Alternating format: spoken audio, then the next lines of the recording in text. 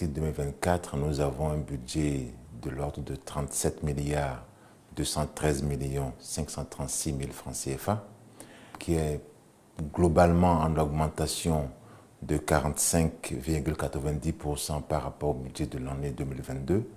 Et cette augmentation est une répartition, produit une répartition d'environ 21,57 en termes de dépenses de fonctionnement et de 156,92 en termes de dépenses d'investissement. Cela veut dire globalement que nous allons avoir à la fois beaucoup d'investissements, mais que nous allons avoir un regain, ou je vais dire une arrivée, un peu plus de recrutement, et que ces recrutements vont produire un peu plus de dépenses en termes de fonctionnement.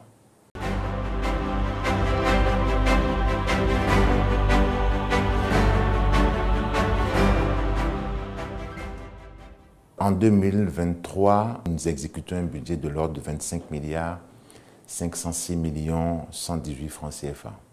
En 2024, l'augmentation qui est prévue vise essentiellement à approcher trois grandes perspectives. La première perspective est celle de la numérisation, ou si on veut, celle de la dématérialisation au niveau de la justice. Cela implique l'acquisition de matériel, cela implique essentiellement la mise en place d'une certaine problématique, c'est de certains équipements pour la numérisation entière des décisions judiciaires, que ce soit au plan pénal, que ce soit au plan civil, que ce soit au plan social administratif. Et nous allons avoir également, au côté de la numérisation, un gros projet de sécurisation des actes que nous délivrons à la justice, pour commencer à mettre un holà à tous les actes cybercriminels, à toutes les manipulations, à toutes les altérations qui peuvent se produire par rapport aux actes que nous délivrons. Nous allons avoir également cet investissement parce qu'il y a un gros plan de formation continue qui nécessite que chaque acteur ait des équipements à disposition, que nous mettions en place des équipements dans les cours et tribunaux pour permettre de la formation à distance. La formation à distance est conçue pour éviter précisément que nous ayons à créer des dysfonctionnements dans les tribunaux du fait de l'absence des magistrats ou l'absence des greffiers ou l'absence des autres personnels qui seraient en cours de formation loin de leur poste de travail. Donc, nous allons mettre plutôt la technique au service de la formation pour éviter que les personnes soient déplacées, pour éviter par ailleurs qu'il y ait des dysfonctionnements au niveau de la justice. Donc ça, c'est le premier aspect. Il y a une autre grande perspective qui est celle du recrutement de personnel, parce que pour étendre la cadre judiciaire, il faut dimensionner le personnel. Il faut donc qu'il y ait plus de magistrats, il faut qu'il y ait plus de greffiers, il faut qu'il y ait plus de personnel affecté au service judiciaire. Il faut également des agents dans les établissements pénitentiaires.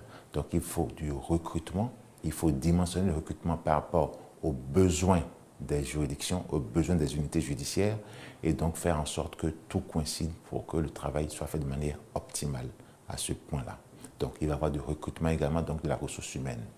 Par ailleurs, pour la ressource déjà disponible, nous sommes en train de travailler à ce que le profil corresponde à la fonction et donc qu'il y ait un plan de formation qui permette à tout un chacun, à chaque acteur, d'avoir de la formation continue, de suivre un plan de formation pour pouvoir atteindre et renforcer ses capacités et renforcer et avoir un développement personnel. Et donc, il y a également du financement du plan de formation. Et dernier point par rapport aux grandes perspectives, c'est toutes les infrastructures. Nous sommes sur des tribunaux qui ont de prix de l'âge, nous sommes sur des équipements qui sont en état d'obsolescence. Il faut donc faire en sorte que l'infrastructure reflète le visage de ce que la justice, de ce qu'on veut faire de la justice, de ce que les populations attendent de notre justice.